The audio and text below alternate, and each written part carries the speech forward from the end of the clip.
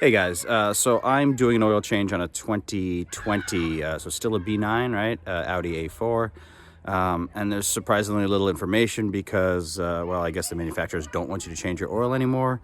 And most of these cars probably get a year or half a year or 2 services or whatever. So I figure I'd go through all the stuff that I couldn't find readily. Let's switch over.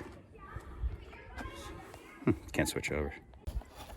All right, so first up is the oil filter, which, well, this is the right one for this specific model. I think there's a few different variants, and I don't know if they all use different oil filters.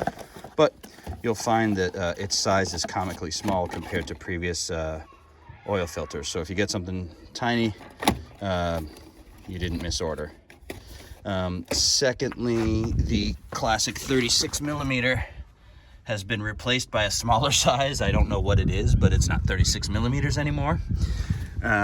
Next, the tray. So don't be fooled into removing the rearmost tray, which is under that pretty big DSG transmission.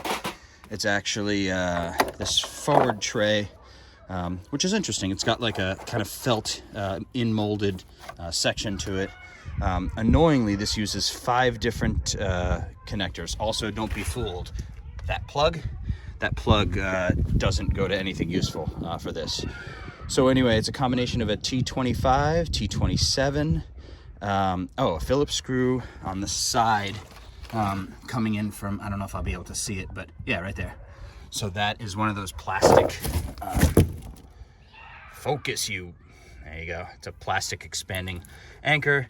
And then there's a 13 mil that fits right here, kind of inboard a little.